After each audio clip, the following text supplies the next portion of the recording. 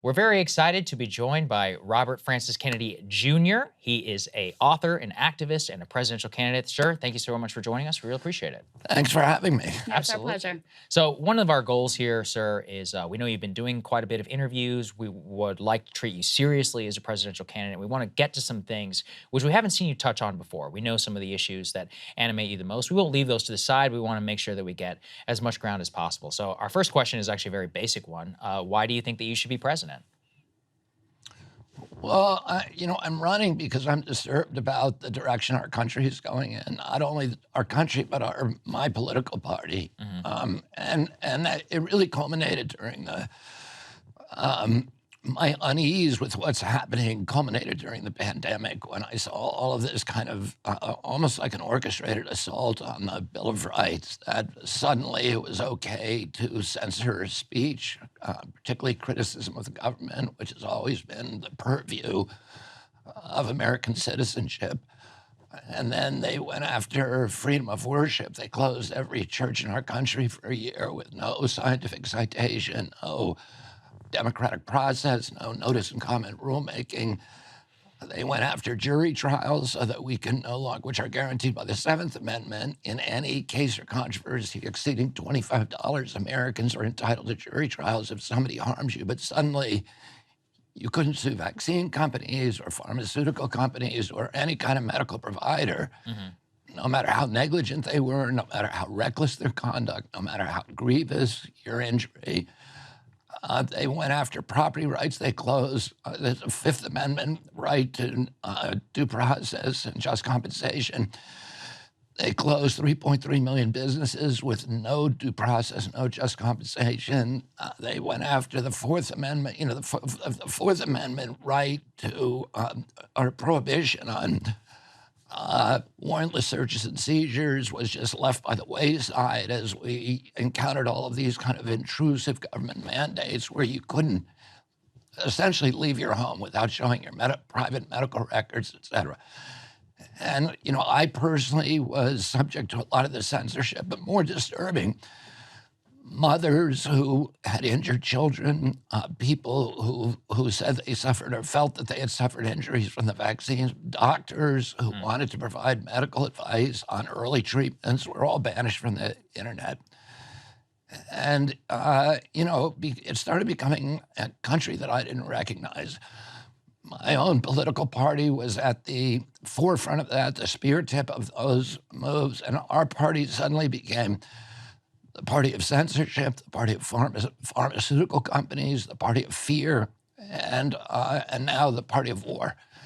So let me ask you a little bit about that, because we've both watched a lot of interviews of you, and both on a general interest, but also to prepare for this interview and sitting down with you. And I think some of the key issues that you tend to focus on are COVID, the Ukraine war, and censorship. Those are all issues where you seem to be in basic agreement with the former president, Donald Trump. So I'd love for you to lay out, what do you see as some of the most critical differences you have with the former president? Well, I have a lot of not only issue differences, but stylistic differences.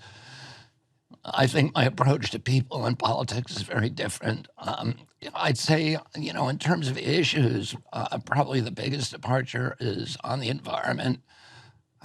And in fact, my first encounter with Donald Trump is that I sued him twice, in the years before he was president, to block his construction of golf courses, 2 golf courses, which I successfully did in the New York City watershed. But on all of the, environmental issues, I think my worldview is very different than the president's. I'm happy to talk about any of the other issues. What about the current president? So when you obviously are running against an incumbent president, I was thinking a little bit about your father. He decided to run in 1968. He said he wanted to save the party from LBJ, from the chaos of Vietnam. You're running against an incumbent president as well. Is there a similarity there? Like, what do you want to save America from Joe Biden from? What exactly? Well, the forever wars, which was really kind of a Republican issue, and it's flipped now.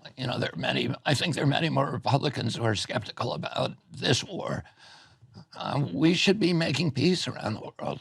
We should be projecting economic power rather than military power, the same way that the Chinese do. And, instead the war is now our major industry.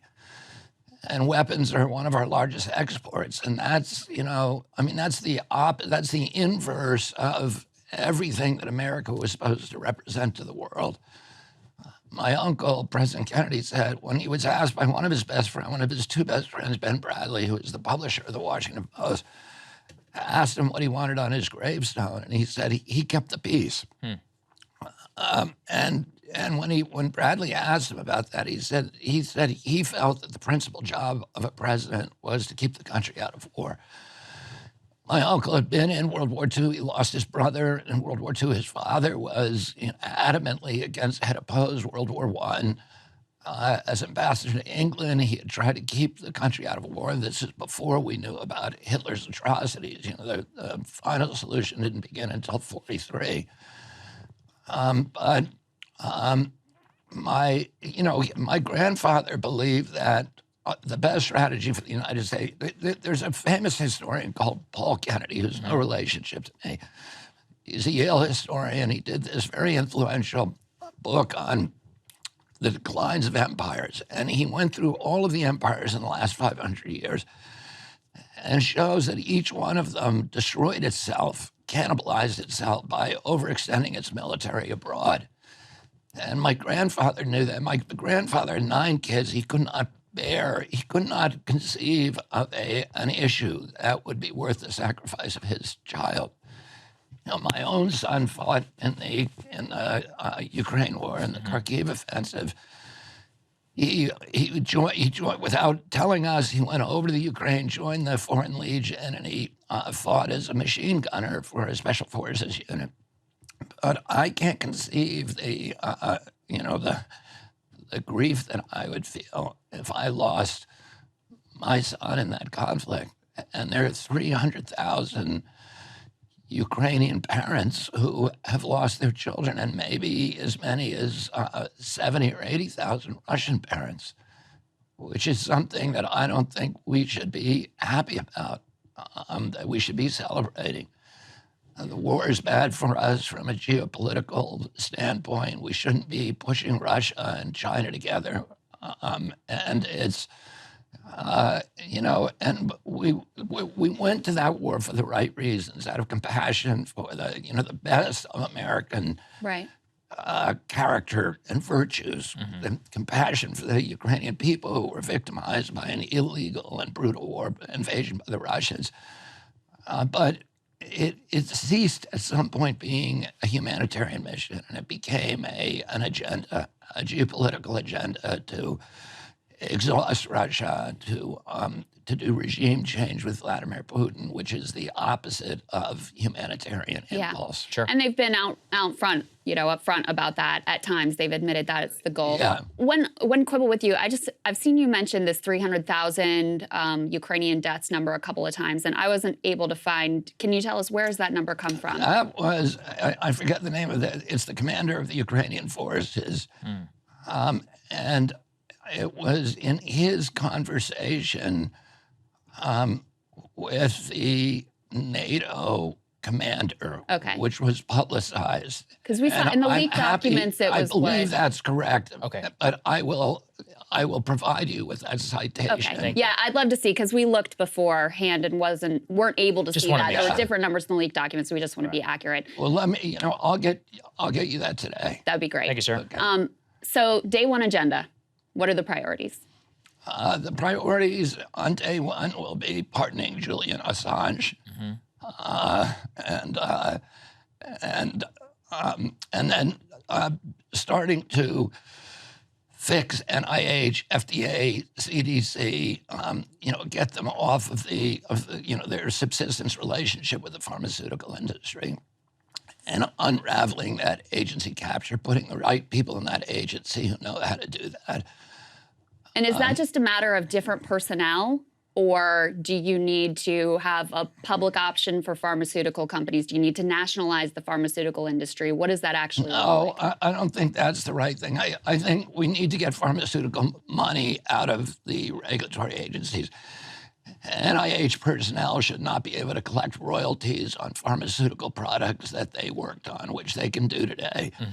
NIH has devolved from being a research agency that's supposed to be improving American health, and instead it's become an incubator for pharmaceutical products. So they develop, initial pharmaceutical products in their lab, and then they farm that product out to a university, and they give the universities hundreds of millions of dollars, and to go through phase 1 and phase 2 trials, and then they bring in a pharmaceutical company if the drug works, which they almost always do because they can make them look like they work. And then they bring in a pharmaceutical company to do the phase 3, which is very, very expensive, may cost $1 billion. And along the way, everybody gets a piece of the patent. So NIH gets a piece of the patent. For example, NIH owns half the Moderna patent. And, there's been billions and billions of dollars, maybe 100 billion so far on that platform, on that mRNA platform that NIH developed. And NIH stands to collect half of that money. Not only that, but individuals within NIH, the deputies of Anthony Fauci, have margin rights on that patent. So they can collect $150,000 a year for life, and then their children and so on, as long as that product's being sold. And what that means is that the regulatory function of the agency is subsumed by these, the mercantile ambitions of these regulators who are no longer regulators. Isn't the profit motive, though, at the core of that problem? Because the problem you're describing isn't unique to FDA, NIH, et cetera.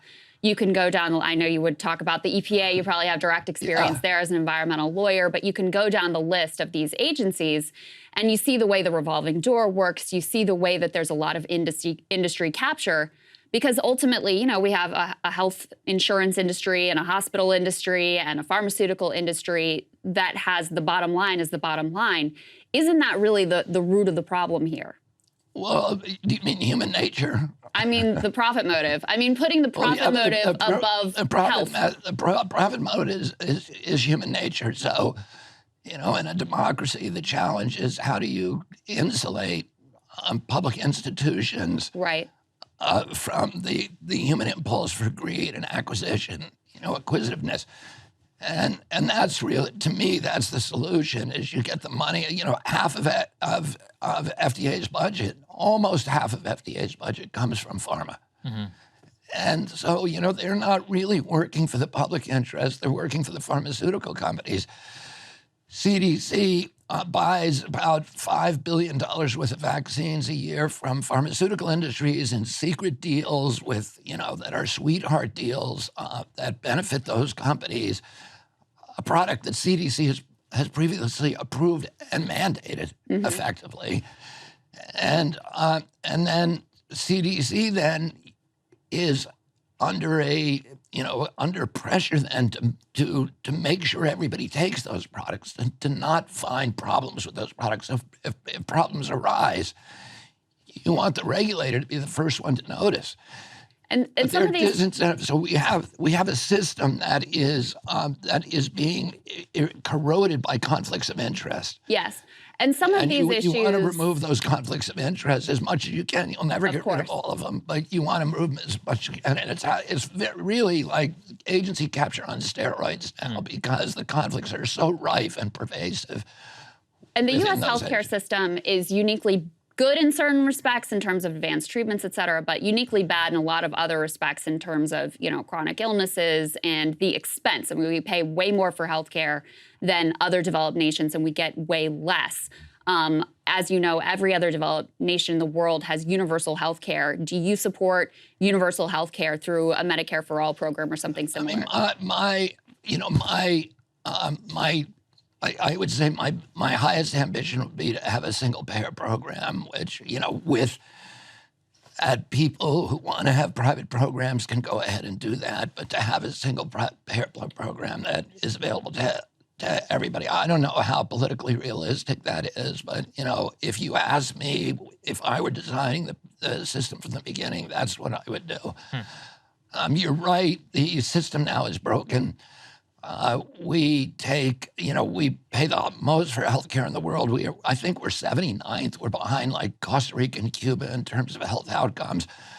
We have the highest level of chronic disease in the world of any country. That means neurological diseases, autoimmune diseases, allergic diseases like peanut allergies, food allergies, eczema, anaphylaxis, asthma, and we pay more than anybody else. We also consume more pharmaceutical products. I think we take 3 to 4 times as many drugs per capita than Europeans do. And they're not making us healthier. The third largest cause of death in this country after cancer and heart attacks is now pharmaceutical drugs. Americans are the sickest country in the world. This is the sickest generation we've ever had. And we spend $4.3 trillion on healthcare every year. 80% of that goes to treating chronic disease. And to me, the worst, the most alarming metric, when I was a boy, 6% of Americans had chronic disease. Today, by 2006, 54%. And, I'm sure it's gone up since then. That means half our children are debilitated for life from a chronic disease.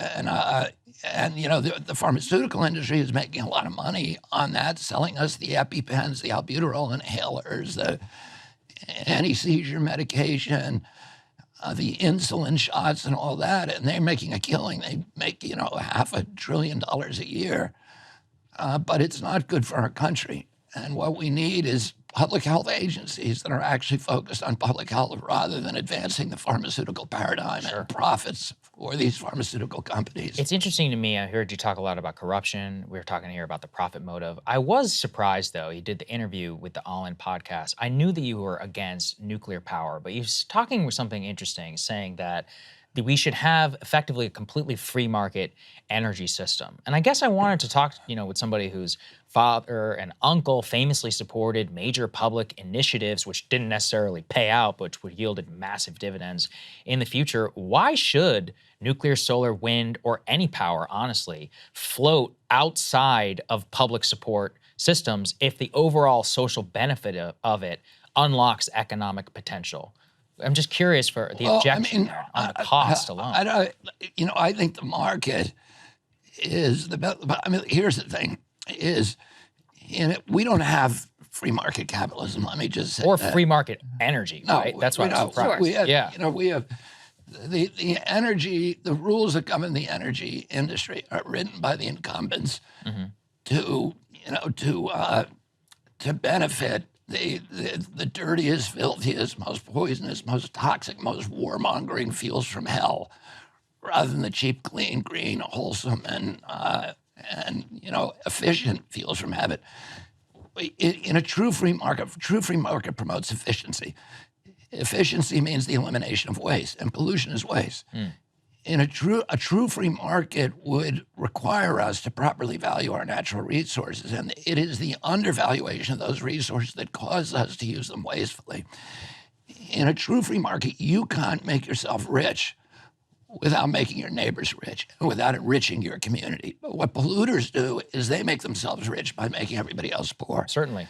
They raise standards of living for themselves by lowering quality of life for the rest of us, and they do that by escaping the discipline of the free market. You show me a polluter, I'll show you a subsidy. I'll show you a fat cat using political clout to escape the discipline of the free market and force the public to pay his production costs. That's what all pollution is. When a coal company burns coal and sells it, for example, in North Carolina, 16 cents a kilowatt hour. Or 2 cents in the evening. We have this sense that we're getting the cheapest energy possible. But that coal generation is poisoning every freshwater fish in America with mercury. So they're externalizing that cost, which is a cost on all Americans. They have sterilized every lake on the high peaks of the Appalachian from Georgia to northern Quebec. That's a cost of coal that they don't tell you about. There's $500 billion a year in asthma attacks, pulmonary and respiratory illnesses associated with ozone particulates from those emissions.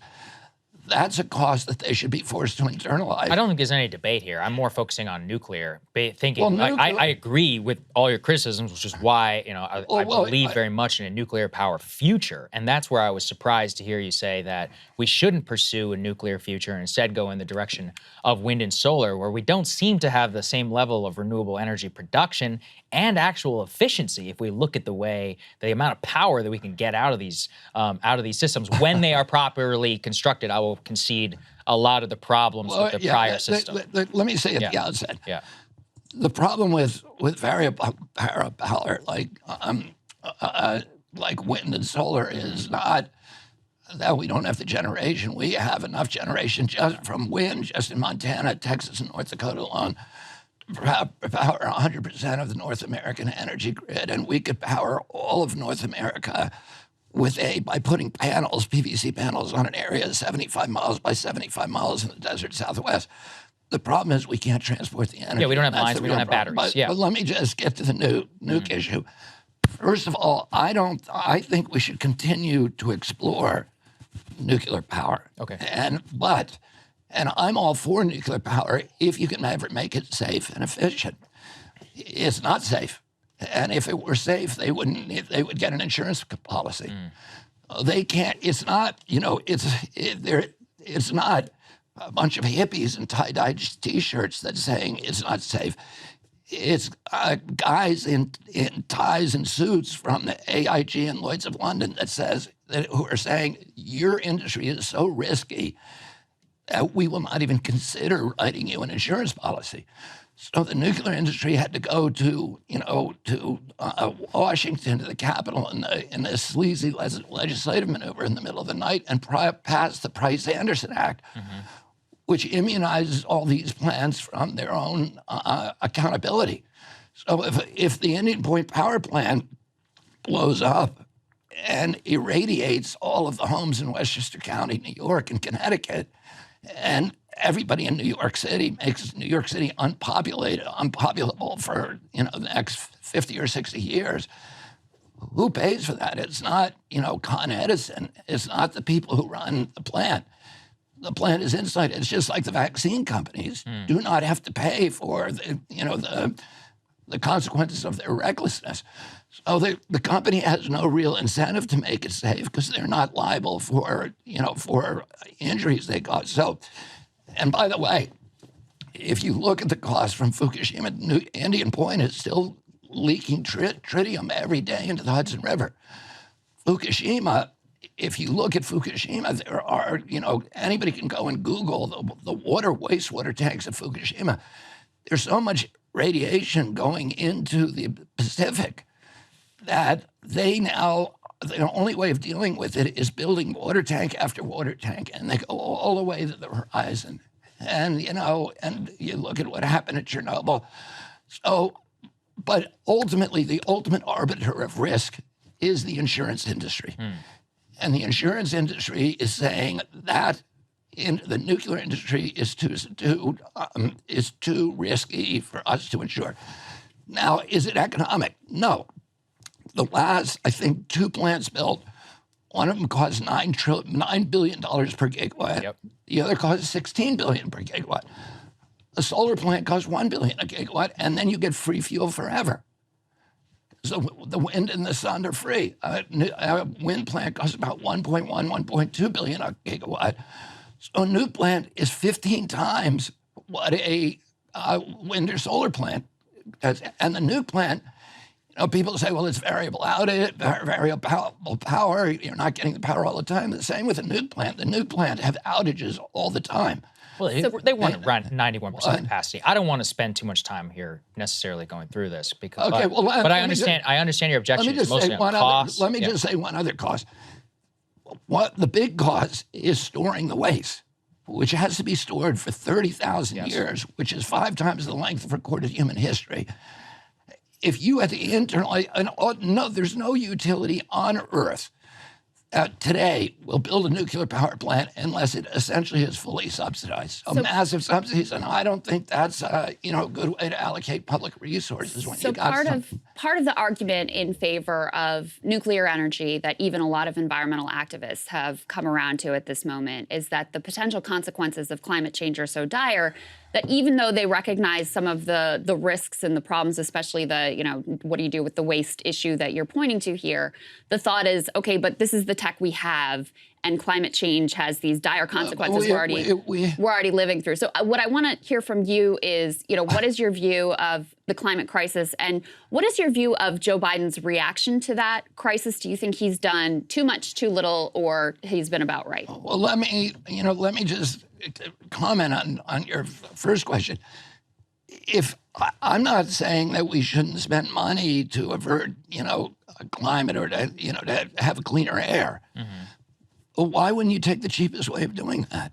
And so how do you nuclear energy promised us at the outset that they were going to be too cheap to meter. This is what they've been saying for 60 years. Right.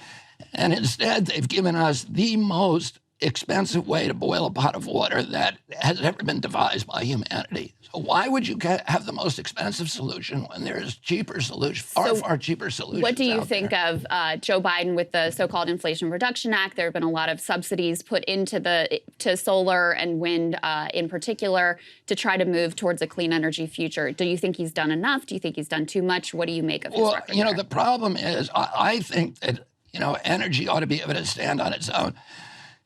It's okay for a nation to subsidize a new industry for national security reasons, or to greenhouse an industry that you want to become self-sufficient with. So I think there are really good reasons to subsidize industries, particularly in their nascent stages. But it gets more difficult when you're subsidizing mature industries. The problem with the market is that the carbon industry is so heavily subsidized. I think the IMF or the World Bank estimates that the subsidies to the carbon industry are about $5.2 trillion a year globally. Mm-hmm.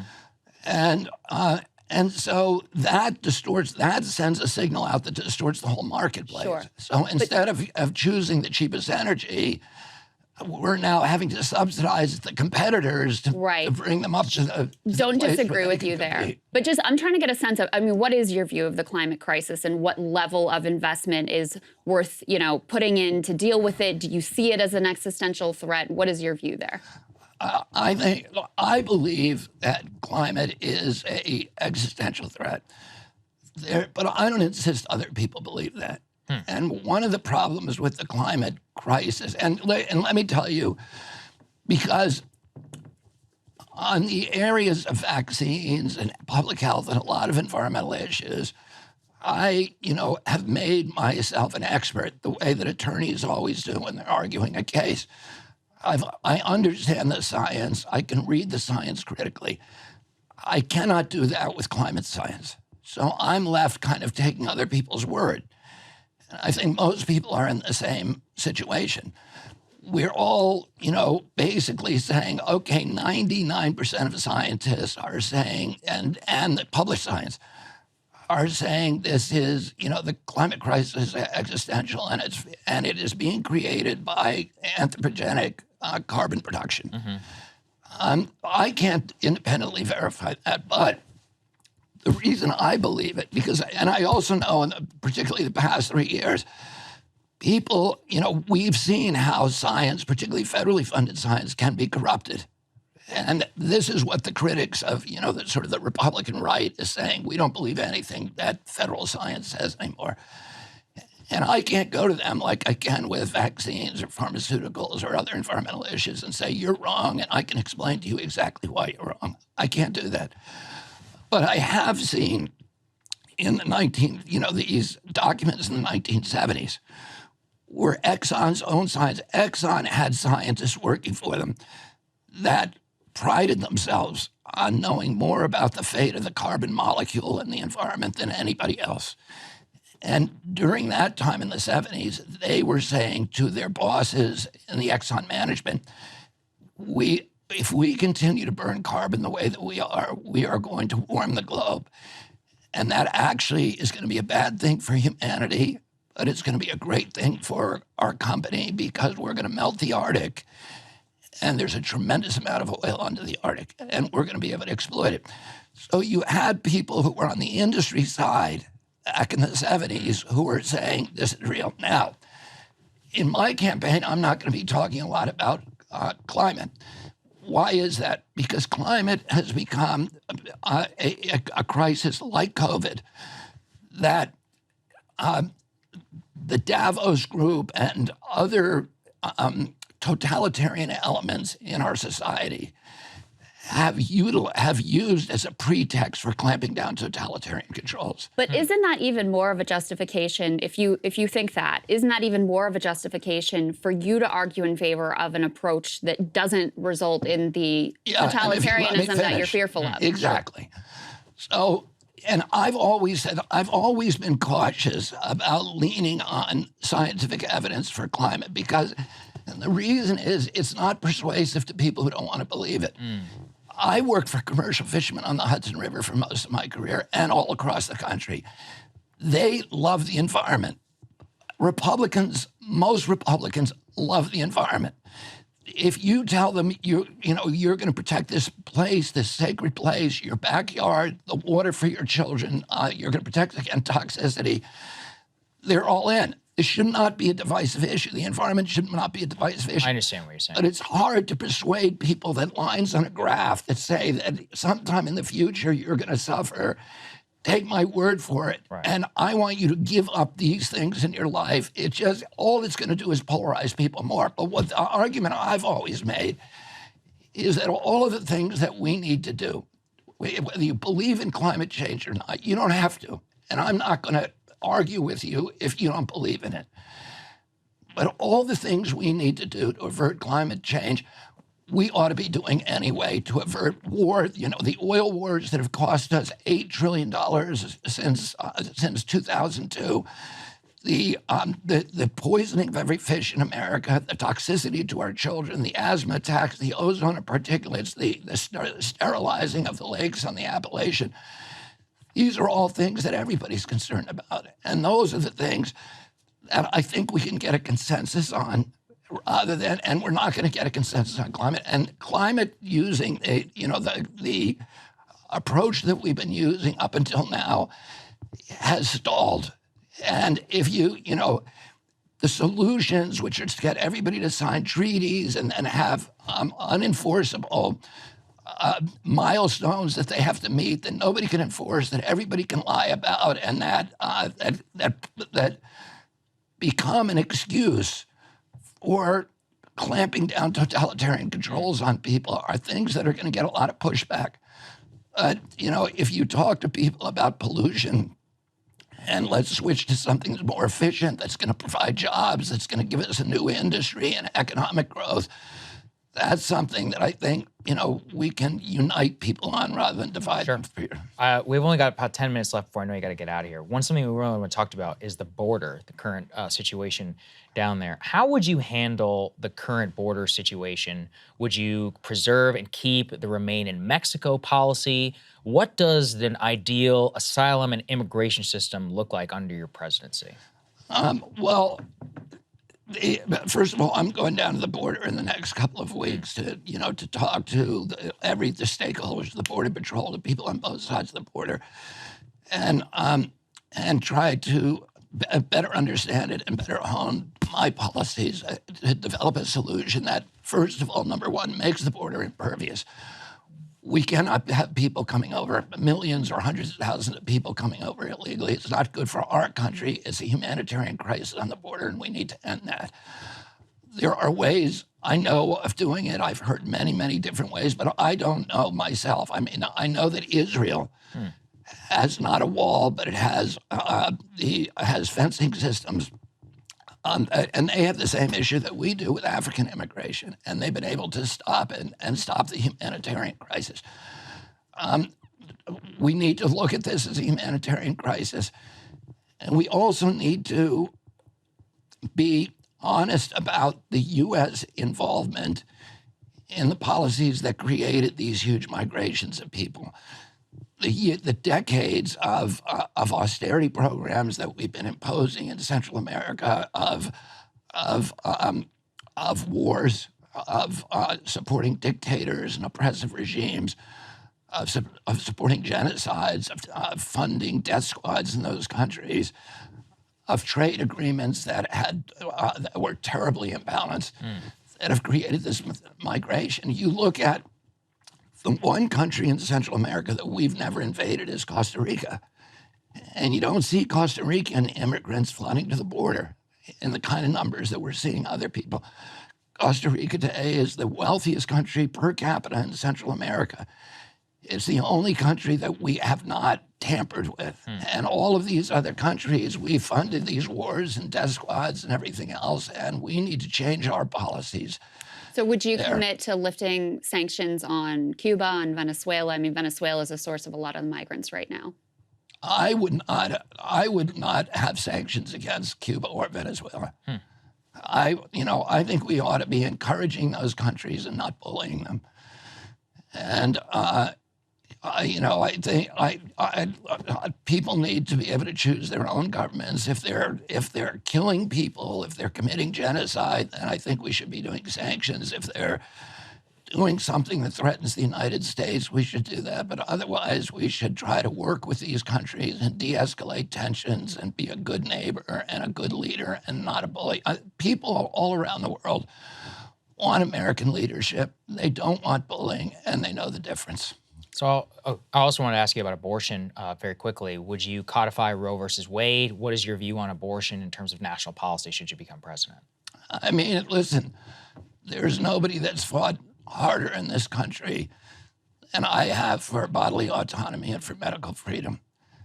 And, I think every abortion is a tragedy, and most of the people who experience abortion feel that way.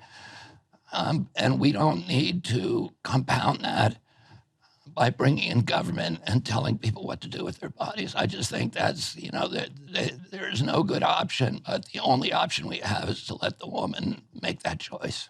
So you'd codify Roe versus Wade, go beyond that potentially? I don't know if you can codify it, but, yeah, I think people ought to have. Would you encourage the Senate and the House to pass that law?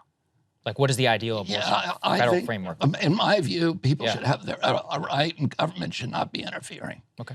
So let me ask you about vaccines. This is an area where you and I have significant differences. And, just to level with you on this, like, a lot of what you say I really respond to. I think you're a very genuine person.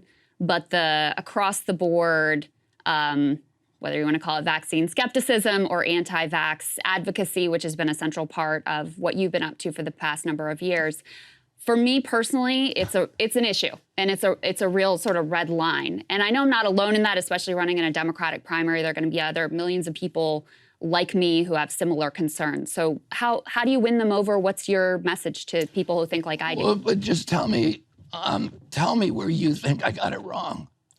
Well, I think you get it wrong when you draw a correlation between the rise of things like autism and the introduction of vaccines when there isn't hard scientific evidence tying those things together. How do you know? Let me ask you this. How do you know there's not a hard scientific evidence? Well, because the one major study that purported to show that was retracted, and the scientist who conducted it was, Now, what you're doing now, basically Krystal, fraudulently created. Listen, no. Hold on. You're But raising this issue. I don't want to get in a debate with you about this because you've spent your life pulling out this study. Now, I will tell you. Let me just tell you. Hundreds and hundreds and hundreds. Let me just tell you. I'm not. I've listened to hours of interviews with you with an open mind, and I'm not persuaded. Now, maybe I'm wrong. That's possible. I'll hold it out there. People can watch. I thought Megyn Kelly did a phenomenal interview with you that went through all these claims piece by piece by piece. I really encourage people to watch that whole exchange because we won't be able to do it justice here in the 5 minutes we have left. But there are going to be people like me who aren't persuaded.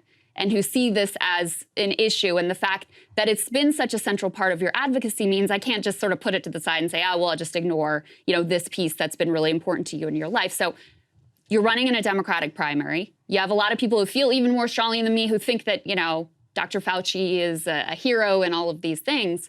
How are you going to persuade them? How are you going to reach them? And what is your message to them? Well, first of all, I'm not leading with, my opinions about vaccines. What I say to people is show me where I got it wrong. Show me where I got my science wrong. I've written books about this. I wrote a book about a link between thimerosal and autism that has, I think, 450 distilled scientific studies that confirm and validate that hypothesis, and 1,400 references. And if I got something wrong, show me where it is. But I think people have shown you where things are wrong, but you don't want to hear it. Is because I've seen, numerous fact checks. Dr. Vinay Prasad, who we, really respect on the COVID vaccine. He went through your interview with All In. He did a fact check. I mean, it's not. And I did a fact check of Vinay, and you should read that. I will take a look at it. But I don't think that it's fair to say nobody has ever pointed out anything that's been wrong. Well, here's what people complain about what I say.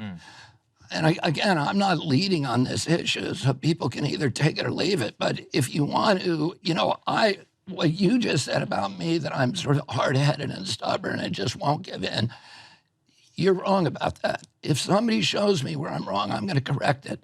And, we have probably the most robust fact-checking operation now in North America. I have 350 PhD scientists and MD physicians on, CHD's advisory board, including until recently Luc Montagnier, who won the Nobel Prize for discovering the HIV virus. Chris Portier, who's the head of the National Toxicity Program at NIH, formerly, probably the top toxicologist in America. And if I were saying things that were scientifically unsound, those people would not stay with us. What I would say to you is, show me where I got it wrong. Show me a study where I got wrong, and I will change my position. Science is fluid. It's not an embarrassment to me if there's a new scientific study that I haven't seen that comes out and says I'm wrong. That's what you're supposed to do with science. But what I'm saying to you, nobody has done that. If Vinay Prasad, when he did his piece, if he showed me science that was valid, I would say I would change my position. If we got the two of you together, read my response to him. So you say this isn't what you're leading with, but I just have to say, as someone who, is watching your candidacy closely and is aware of the advocacy you've been doing and, the organization that you are involved with, it's hard for me to believe this won't be an important part of how you govern. So I think that's the most important piece for people to get, who you have to accept there are going to be people like me who just don't agree with you on this. You certainly understand that there are many who do think that the vaccines that we have are more beneficial than harmful, that, got their kids vaccinated and are happy for that decision. So how is this going to impact the way that you govern, or does it not at all? I mean, I'm going to govern according to, evidence-based medicine. That's so the way. Let me give a specific question. If there's another pandemic, in the last pandemic, former President Trump, something we gave him a lot of credit for, he launched Operation Warp Speed. They had a whole of government approach. They used the mRNA technology that was developed using, U.S. taxpayer dollars to get a vaccine out to the population as quickly as possible. How would your approach have differed? My approach would have been a science-based approach. Which means what? Which means and a medicine-based approach, the approach that has been used for, and approved for decades. You look first at therapeutics that are off the shelf, and you look at the efficacy of those. I mean, what I would have done if I was in power then, I would have created an information grid, because now we have this internet that is supposed to benefit us and has become instead an instrument for, totalitarian control, but let's use it for something good. Let's link all 15 million doctors, frontline physicians all over the world, and find out what they're doing to treat this new respiratory virus, and find out what they're saying is working and not working, and then test that with science, and then turn it instantaneously into protocols and recommendations for other scientists. So would a vaccine development be part of that or no? Well, I don't think the vaccine worked. I think, if you think it worked, then try to explain to me the countries that were unvaccinated did much better than our. Many of those countries, because there are a lot of different factors in various countries. So a lot of those countries, as you pointed out before, why do we have the highest death rate count in the world by far? I think there are a lot of factors that may go into that. One of them is the fact that we are disproportionately obese as a society. We have the negative health outcomes that you've been talking about. We don't go outside as much as countries, say in Africa. I mean, there are a lot of different factors that may play into that.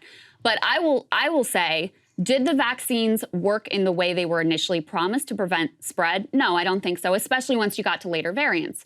But we have a lot of data that shows that in terms of reducing severe hospitalization and death, the vaccines were really important. And maybe there was a cost-benefit analysis. I want to see that data. I know that's what the industry says. There is lots of data, and not just from here, from around the world, that shows the vaccine doses, and not just our vaccines, but ones that were created all around the world, reduce severe hospitalization and death. So in that way, yes, I do very much believe that they work. And let me tell you something. What I believe you're doing now is you're parroting what the public health agencies have been saying, but they do not have a scientific basis for that. And I have another book out that you should look at called Died Suddenly, that goes through all the Johns Hopkins data, which is the dashboard data that everybody used, and shows exactly what happened when first of all, the vaccine, the Case Western study that is probably the largest, most recent, shows that at most the vaccine gives you a very, very small amount of protection, and that after 7 months, you go into negative efficacy. So you are if you got vaccinated, you're more likely to get sick, you're more likely to get severe illness, and you're more likely to die than if you were unvaccinated. I have not seen that. I have seen study after study that shows the opposite. Listen, I don't want to get bogged down in this because I don't think we're going to see eye to eye here, and we have some other questions we want to get to, and your time is short. But we'll put in post, please send us what you're looking at. Yeah, we're happy to put what I'm in. looking at, and people can judge for themselves. Saagar, go ahead. I just think I know you got to get out of here. So, I mean, the final one is, the idea is you're sitting here your entire career. One of the things that we have fought a lot about on this show against is corruption and also the idea of political dynasties. So with you, with the famous last name, your father and your uncle, literal American heroes and people that we think about in terms of central to our history, do you think we should have royal dynasties in politics, as somebody who's last name? I don't think we should have royal dynasties in politics. I don't think we do, but we clearly have, clearly name recognition and, the other things that, give advantage to people whose families have already been in politics, who have infrastructure, who have name recognition, who have a trust that goes with that name. Have an advantage, and I don't know how, whether was something that you want to get rid of. But yeah, I mean, I would acknowledge that that's a truth. And my final question for you is, do you plan to support whoever the Democratic nominee is? And do you have any intention of running third party if you're run in the Democratic primary? I plan on winning the Democratic primaries. Okay, but Democratic nomination. They're rigging things. They're not going to allow debates. It's going to make it very difficult for you. So if something happens and you don't succeed, what then? I do not have a plan B. No plan B? No plan B. And do you plan to endorse, if Joe Biden is the nominee or Marianne Williams, do you plan to endorse the eventual Democratic nominee? I doubt if I would endorse anybody who's supporting the war. I think that's what my, So you could endorse Trump then? I don't see that happening. You would never endorse President Trump? I don't. I think we have so many differences in style and approach that I probably would never end up there. All right. Well, sir, we appreciate your time. Thank you. You got to I get out of here. appreciate it. Thank you very much. Thank you, Krystal. Thank you so my much. pleasure. Absolutely. Hey guys, ready or not, 2024 is fully upon us now, and Saagar and I have been brainstorming ways that we can really up our game for this critical election. Yeah, we rely on our premium subs to expand our coverage, to add staff, to upgrade the studio. We just want to give you the best independent coverage of this election, which is possible. So if you can help us out, become a premium subscriber today, breakingpoints.com, or the link is down here in the description video. It really means the world to us, and if you like what we're all about, this is the best possible way to keep us 100% independent, working only for you.